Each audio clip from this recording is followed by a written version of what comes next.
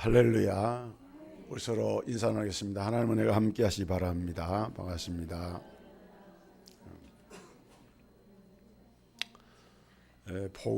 복음은 그 자체가 생명이 있기 때문에 이 복음을 받게 되면은 그 사람 가운데 놀라운 변화가 일어나게 됩니다. 여러분은 복음을 받고 여러분의 삶이 어떻게 변화가 되셨습니까? 세리장 삭개오는 복음을 받고 놀랍게 그 삶이 변화가 이루어졌습니다.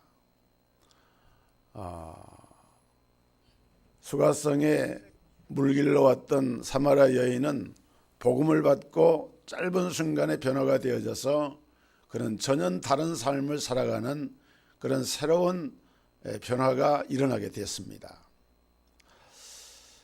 이스라엘 백성들이 출애굽 사건을 통해서 하나님의 놀라운 은혜를 입게 됩니다. 그들은 육신적으로는 애굽의 속박에서 자유함을 얻었지만은 그런데 그들의 마음은 아직도 애굽에 있었습니다. 그래서 이들은 하나님께서 주신 자유를 누리질 못한 것 같아요. 하나님은 이스라엘 백성들이 출애굽한 이후에 그들이 얼마나 주님의 명령, 주님의 말씀을 지키는지를 시험을 하셨는데 신명기 8장 2절에 보니까 네 하나님 여호와께서 이 40년 동안에 네게 광야의 길을 걷게 하신 것을 기억하라. 이는 너를 낮추시며 너를 시험하사 내 마음이 어떠한지 그 명령을 지키는지 지키지 않는지를 알려 하심이라 그랬습니다. 그러니까 하나님은 출애굽한 이스라엘 백성들이 과연 어떤 마음을 지금 가지고 있는가를 보고 싶어 하신 거예요. 가데스 바네아에서 약 40년 전에 가나안 땅을 정탐하는 정탐꾼을 파송했을 때 그들이 돌아와 보고하는 그 보고의 내용은 불신앙이 가득했고 이제라도 우리가 애굽으로 돌아가는 것이 낫겠다. 그러니까 이스라엘 백성들은 육신적으로는 출애굽을 했지만은 마음은 아직 애굽을 떠나지 못하고 그 마음이 하나님의 말씀을 전폭적으로 신뢰하지를 못한 가운데 있었다는 것이죠. 몸은 해방되었지만은 마음은 애굽에 있었던 이스라엘 백성들처럼 오늘 우리가 우리의 어떤 환경이나 우리 상황이 이렇게 좀 바뀌었다고 해서 중요한 것은 우리 마음이 과연 하나님 앞에 온전하게 변화가 되었는가 하는 것입니다. 여러분, 복음이 우리 안에 들어오게 되면은 그 복음은 우리에게 놀라운 변화를 가져오게 됩니다. 로마서 12장 2절에 그러므로 너희가 이 세대를 본받지 말고 오직 마음을 새롭게 함으로 변화를 받아 하나님의 선하시고 온전하시고 기뻐하신 뜻이 무엇인지 분별하도록 하라 그랬어요. 여기 보면은 변화를 받아라. 이 변화를 받는다고 하는 말은 능동형이 아니고 수동형입니다. 그러니까 변화라고 하는 것은 내가 이렇게 해서 변화되는 것이 아니라 어떤 동인에 의해서 변화가 이루어지는 것을 말하는 것입니다. 물론 우리 마음의 변화는 어떤 교육이라든지 어떤 철학이나 사상을 통해서 바뀌어질 수가 있습니다. 북한의 김정은을 추종하는 북한 주민들 보세요. 그야말로 세뇌 교육을 받아가지고 김정은이가 이렇게 순실하거나 이런 대중 군중들 앞에 나서면은 마치 신들린 사람들처럼 막 춤을 추고 깃발을 날리고 박수를 치고 손바닥을 치면서 막 연호를 하지 않습니까? 이건 전부 다 이 세뇌 교육을 통해서 사람의 이런 행동이 나타나게 되는 거죠. 아마 우리도 대한민국에 살지 않고 북에 살았다고 하면은 아마 우리도 그렇게 됐을 거예요. 그러나 사람의 변화라고 하는 것은, 우리의 변화라고 하는 것은 이런 세뇌나 교육으로 되는 것이 아닙니다. 오늘 하나님의 사람으로 변화가 되는 것은 오직 예수 그리스도로만이, 복음으로야만이 진정한 변화가 일어나게 됩니다. 복음이 우리 속에 들어오면 우리의 가치관이 완전히 바뀌어지게 돼요. 그것을 우리에게 가장 잘 나타내 보여주는 인물이 오늘 본문에 나타난 사도 바울입니다. 오늘 본문의 사도 바울처럼 복음은 새 사람으로 변화를 가져온다는 사실을 믿으시기를 주의 이름으로 축원합니다. 자, 사도 바울은 완전히 변화가 됐어요. 복음이 우리 속에 들어오면은 어떤 변화가 일어나는가? 첫째로 복음은 내 삶의 주인을 바꾸게 만듭니다. 복음은 주인을 바꿉니다. 제가 언젠가 이렇게 거리에 가다가 주변에 있는 식당에서 그 문 앞에다가 이렇게 글을 써놨다. 주인이 바뀌었습니다. 진짜 보니까 주인이 바뀌었더라고요. 근데 주인만 바뀐 것이 아니라 주인이 바뀌니까 그 집의 음식도 맛이 달라지고 메뉴도 달라지고 종업원들의 친절 서비스도 달라지더라고요. 한 가게의 주인만 한 사람 바뀌어도 그 가게가 여러 가지 모양으로 이렇게 달라지는 것처럼 오늘 우리의 인생의 삶에 있어서 내 삶의 주인이 누구인가? 우리는 착각을 합니다. 나라고 하는 존재의 내 삶의 주인이 나라고 생각을 해요. 그러나 여러분, 우리가 살아보면은 과연 내가 내 삶의 주인인가? 사람들은 자기도 모르게 어떤 힘에 이끌려서 어떤 길로 나가게 됩니다. 그렇기 때문에 우리는 우리 인간의 연약한 속성을 깨닫고 내 삶의 주인을 연약한 나를 주인으로 삼고 사는 것이 아니라 천지와 모든 만물을 창조하신 창조주 하나님, 그리고 우리의 구속을 성취하시고 영원한 생명을 우리에게 부여하신 우리 구주 예수 그리스도를 내 삶의 주인으로 모셔드릴 때 내 삶은 전혀 다른 삶으로 바뀌어지게 되는 거예요. 여러분, 예수님은 어떤 분이십니까? 우리 예수님은 모든 것이 가능하신 분이며 창조주이시며 우리에게 영생을 주신 주님이신데, 오늘 본문에 보니까 사도 바울이 그 삶에 있어서 자기 자신이 자기의 주인이었을 때 그는 어떤 일을 했느냐?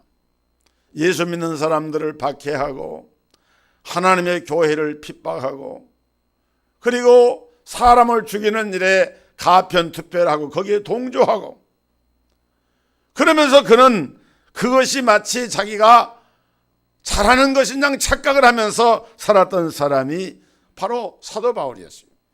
그러다 그가 다메섹으로 가다가 부활하신 예수를 만나게 됩니다.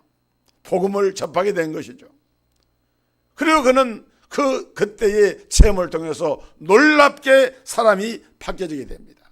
전혀 다른 사람으로 변화가 되게 됩니다. 바울에게 일어난 이 변화라고 하는 것은 그야말로 놀라운 변화였어요. 그래서 바울이 변화가 일어나니까 물론 가치관이 바뀌어지고 우선 그 얼굴 모습이 바뀌어집니다. 사람이 그 삶의 주인이 바뀌어지면은 사람의 얼굴 모습이 바뀌어지는 거예요. 사도행전 9장 1절에 보니까 사울이 주의 제자들에 대하여 여전히 이업과 살기가 등등하여 그랬어요. 그건 무슨 말이냐? 변화되기 전에 바울은 얼굴에 살기가 있는 거예요. 이런 사람이요, 살기가 있는 사람은요 보면은 압니다. 얼마나 무섭겠어요.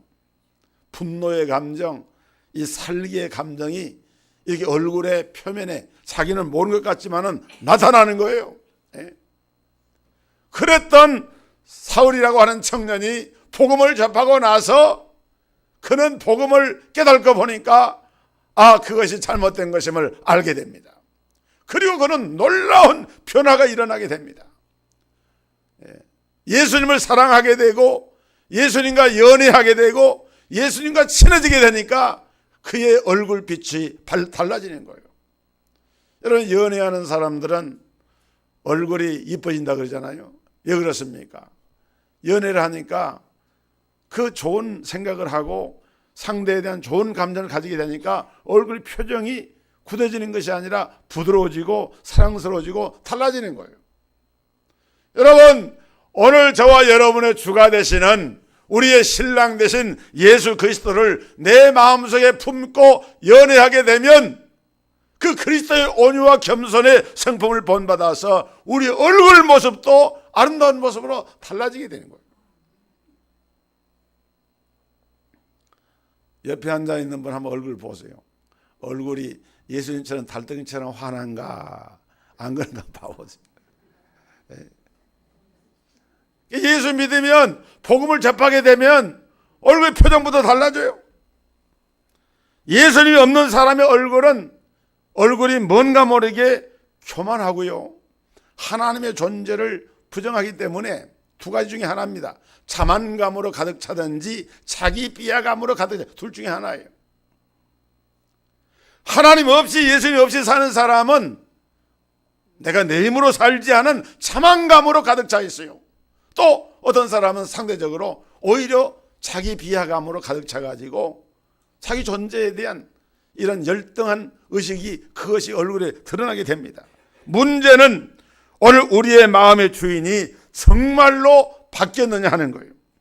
입으로는 예수님이 나의 주인이다 이렇게 고백을 하지만은 실상은 내 인생의 내 삶의 주인은 재물이나 명예나 권세나 이 세상의 것을 주인으로 생각을 하고 살 수가 있다는 거예요.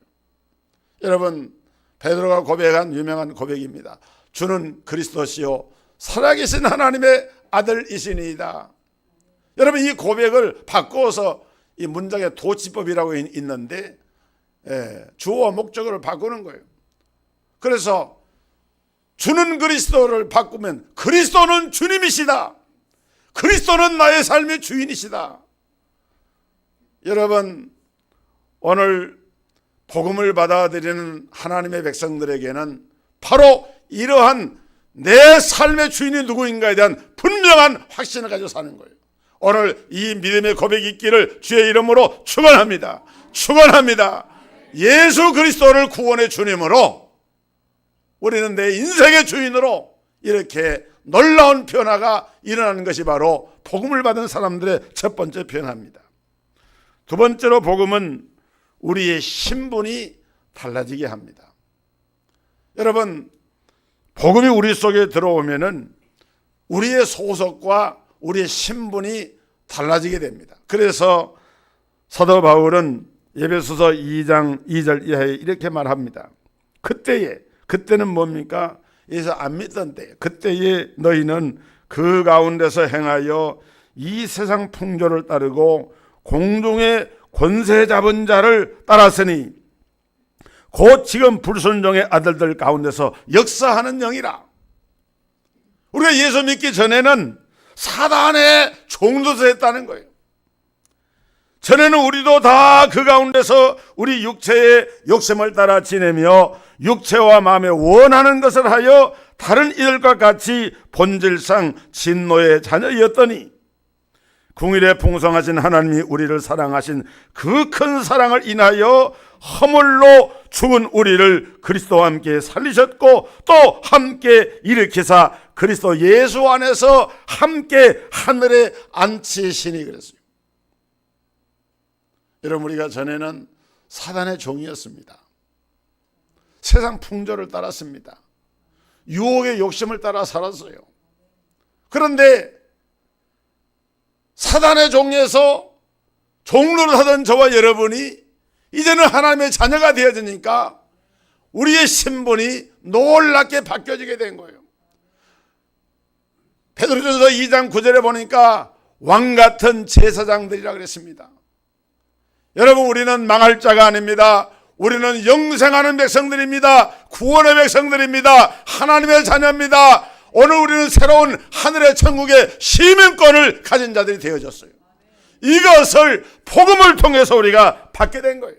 이제 우리는 하나님의 자녀로서, 하나님의 시민권자로서 과거에 우리가 가졌던 그런 신분을 벗어나게 된 거예요. 여러분, 우리가 만약에 조선시대에 살았다고 하면은 둘 중에 하나입니다. 양반이든지 상민이든지. 양반은 뭐가 양반이냐? 무과나 문과에 급제를 하게 되면은 문과를 문반, 무과를 무반이라 그래요. 그래서 문반과 무반을 양반, 두 개의 반이다. 양반인데 이 과거에 급제해가지고 등과를 하게 되면은 그때부터는 이제 고급 관리가 되든지 이렇게 되는, 그래서 그런 집안을 가리켜서 양반이라고 그랬어요. 조선시대에는 초기에는 전체 국민들 가운데서 한 5% 정도가 양반이었고 나머지 95%는 그런 양반이 아닌 사람을 상민이라고 해서, 이 상민이라고 하는 상자는 일상상자 백성민자입니다. 보통 사람이라 그 말이죠. 그래서 이제 좀 그걸 비하시켜 가지고 상놈이라고, 상놈이라고. 그리고 더 비하하면은 그 당시 가장 하층 계급은 백정이나 무슨 뭡니까 그 무당이나 이런, 그러니까 사회가 완전히 조선시대는 신분사회였어요. 모르겠어요. 여러분 가운데서 뭐 이제 조선시대에 살아서 뭐 양반도 있겠지만 확률로 볼 때, 비율로 볼 때 그 상민이 될 가능성이 많은 거예요, 우리가. 그런데 사회적인 관습에 의해서, 제도에 의해서 종이 되는 것도 불쌍한 것이지만은 오늘 우리가 사단의 종노릇을 한다고 하면은 얼마나 불쌍한 일입니까? 그런데 우리 하나님께서 놀라운 은혜를 베풀어 주셔서 우리의 신분을 완전히 바뀌어서 이제는 너희가 더 이상 사단의 종이 아니다, 천국의 시민권자요 하나님의 자녀다, 이런 신분으로 우리에게 변화를 주신 거예요. 여러분, 캐나다에 존 케이디라고 하는 선교사님이 있었는데, 이 선교사님이 기도하는 가운데 아주 자그마한 섬에, 그것도 식인종들이 살고 있는 섬에 들어가서 복음을 전했어요. 그러니까 식인종들이 사는 그런 무지한 그런 곳에 가서 복음을 전하니까 얼마나 힘들겠어요.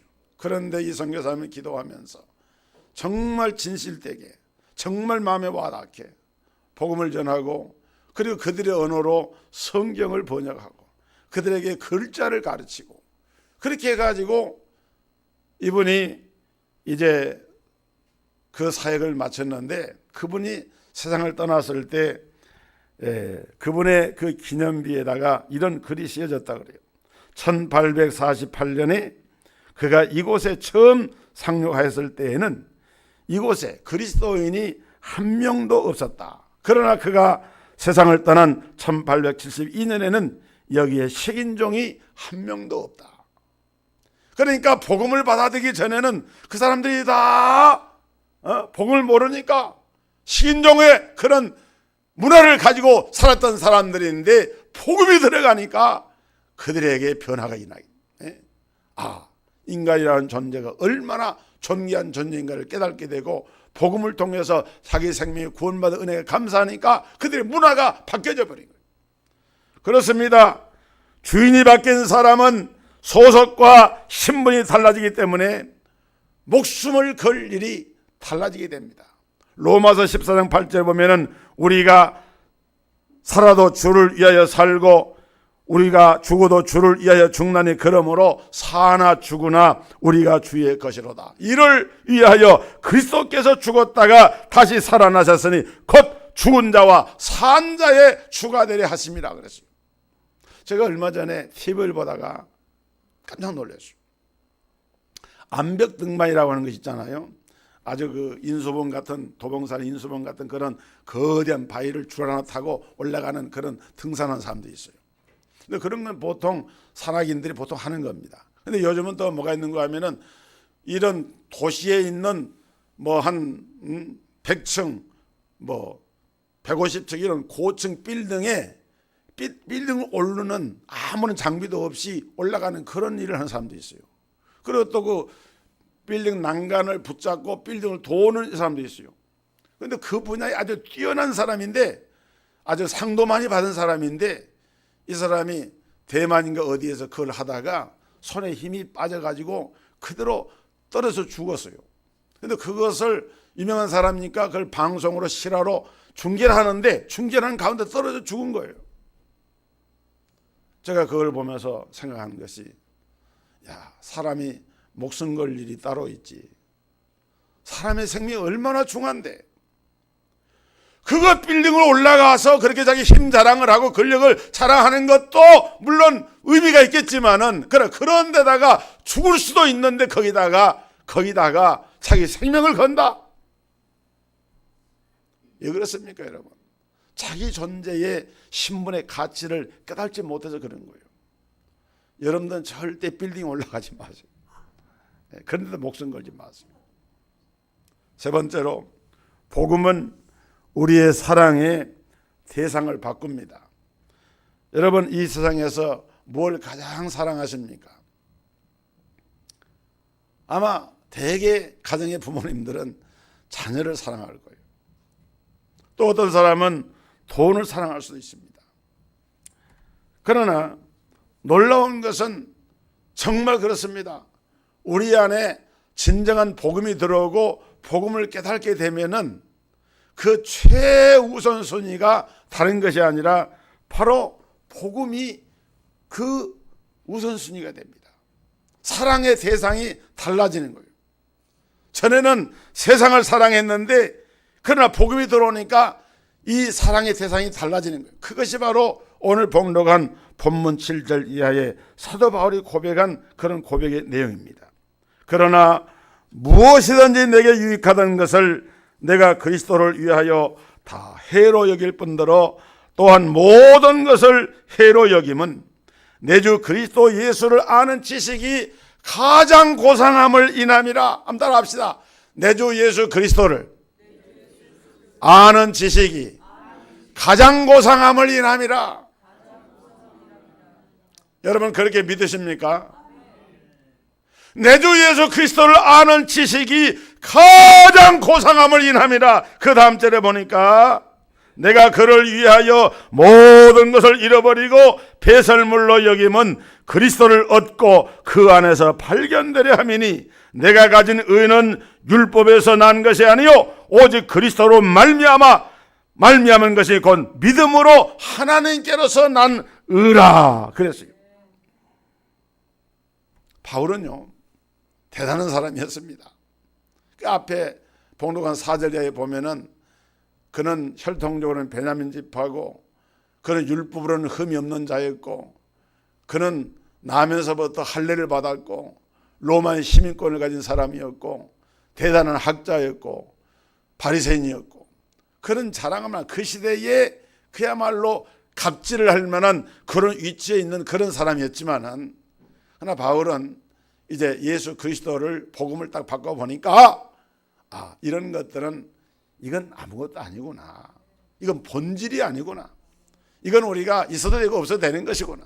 내게 중요한 것은 그리스도가 가장 중요하다. 내게 있어서 가장 필요한 분은 예수 그리스도다. 나는 이 예수 그리스도를 이 세상의 어떤 것보다도 사랑한다고 하는 그야말로 사랑의 대상이 오직 그리스도에게로 하나로 귀일되는 그러한 놀라운 고백을 이 본문에서 하고 있는 거예요. 사랑하는 성도 여러분, 사도 바울은 유대계 율법을 목숨처럼 여겼던 그였지만은, 그러나 예수 그리스도를 만나고 보니까, 복음을 깨닫고 보니까 그 율법조차도 오히려 해롭다고 하는 걸 알게 됐어요. 왜냐하면 율법을 그리스도를 통해서 보아야만 율법이 되는 것이지, 그리스도를 모르고 율법만 알게 되면은 율법은 정죄만 하는 것이에요. 율법 안에서는 소망이 없는 거예요. 여러분, 우리 성도들은 세상을 사랑하면 안 됩니다. 요한일서 2장 15절에 이 세상이나 세상에 있는 것들을 사랑하지 말라. 누구든지 세상을 사랑하면 아버지의 사랑이 그 안에 있지 아니하나니 이는 세상에 있는 모든 것이 육신의 정욕과 안목의 정욕과 이생의 자랑이니 다 아버지께로서 온 것이 아니요 세상으로부터 온 것이라. 이 세상도 그 정욕도 지나가되 오직 하나님의 뜻을 행하는 자는 영원히 거하느니라. 할렐루야.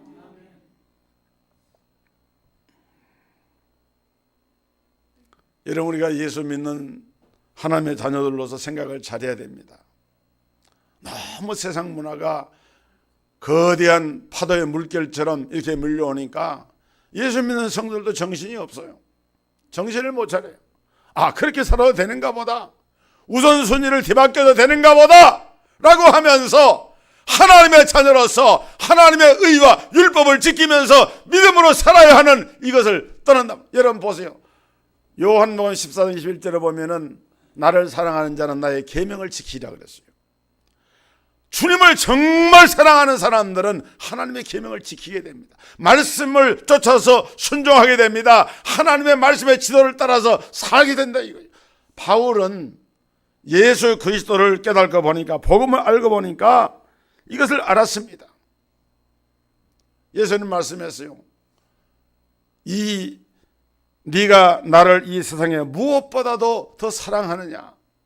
베드로에게 네가 나를 사랑하느냐? 주여, 내가 주님을 사랑하는 줄 주께서 아시나이다. 어쩌면 이 시간에 우리 주님은 이 말씀 속에서 우리에게 이렇게 물으실지 몰라요. 네가 이 세상 사람들보다도 나를 더 사랑하느냐라고 주님이 나에게 물어오신다면은 오늘 우리가 주님 앞에 정직하게, 주님, 내가 주님을 사랑하는 줄을 주님이 아십니다. 여러분, 우리 성도들이 이런 고백을 주님 앞에 들을 수 있게 되기를 주의 이름으로 축원합니다. 그런 고백을 해야 돼요. 마지막 네 번째로, 복음은 우리를 자유케 합니다. 복음이 우리 속에 들어오게 되면은 자유를 누리게 돼요.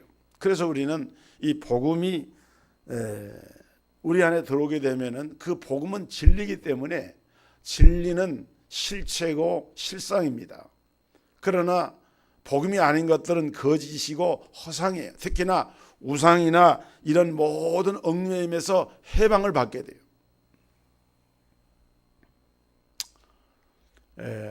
제가 제주도에 가서 들은 이야기인데, 이 제주도의 미신 풍속 가운데서 신구관이라고 하는 게 있대요. 이 신구관은 뭐냐 그러면은 그 음력으로, 그러니까 대한이 얼마 안 남았죠. 대한 지나서 한 5일쯤 후부터 그다음에 춘분이 시작되기 한 3일 전까지 기간이 한 1주간쯤 됩니다. 한 7일간. 그게 신과, 이때에 말하자면은 인간의 길흉 화복을 이 관장하는 신들이 임무 교대를 한다는 거예요.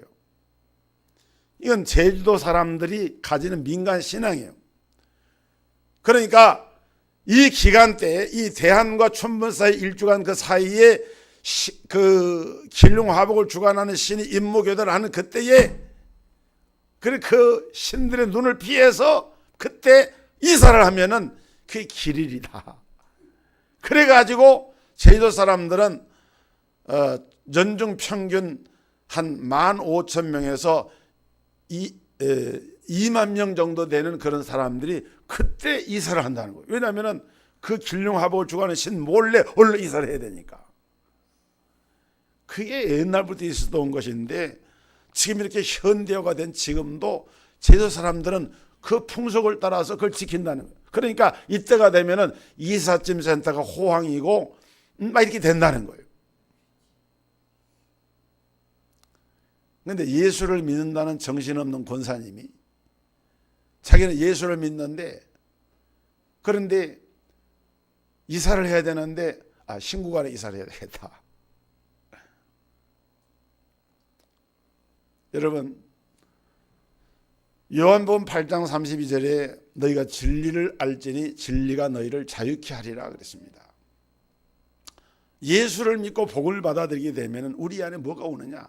자유가 임하게 돼요. 전에 우리를 구속했던 얽매임, 종교적인 그런 어떤 그런 그 얽매임에서 우리가 탈피하게 되고, 미신에서 탈피하게 되고, 뭐 귀신이나 이런 것들에 대해서 매질 않게 돼요. 결혼 날짜 택일이 어디가 있습니까? 좋은 날 주일만 빼고 택하세요. 그럼 돼요. 이사하는 날짜 눈비 안 오고 날씨 맑은 날 택해서 그냥 가면 되는 거예요. 이사를. 그게 복음의 능력이고, 복음을 누리는 사람들, 여러분 세계에서 가난하게 사는 사람들, 저 인도나 그 주변에 있는 그런 나라들 보면은요, 정말 가난하게 사는데 먹을 것이 없어서 굶어 죽어가야 아사사가 생겨요. 근데 거리에는 소들이 비등비등하니 살이 쪄가지고 거리를 활보합니다. 종교적인 이유 때문에 소를 신성시해가지고, 이게 전부 다 우상이고 잘못된 우상 문화에, 우상 종교에 매여 있는 것들이. 여러분, 예수 안에서 담대하시기를 주의 이름으로 축원합니다. 어떤 미신이나 이런 것들의 말에 현혹이 되면 안 돼요. 주변에서 뭐 좀 신령하다고, 뭐 괜찮다고 이런 사람들 기대해 보니까 당신 이렇게 해야 된다. 여러분, 성령님이 우리 가운데 거하시고 우리 삶을 이끄시고 인도하고 계시는데, 오직 하나님의 말씀을 의지하고 성령의 인도를 받으면서 여러분의 삶 속에 주시는 이 복음의 능력, 주인을 바꾸고 신분을 바꾸고 사랑의 대상을 새롭게 하면서 우리에게 참된 자유를 주는 이 복음의 능력 아래서 승리하는 여러분들이 다 되기를 바랍니다. 기도하겠습니다. 하나님 아버지, 복음은 자유를 주십니다. 복음은 우리의 주인과 우리의 신분과 우리의 사랑의 대상을 바꾸어서 그리스도 예수 안에 있는 참 생명을 누리게 하십니다. 우리 모든 성도들이 이 복음의 놀라운 변화와 권능을 힘입게 역사하여 주옵소서. 예수 그리스도 이름으로 기도하옵나이다. 아멘.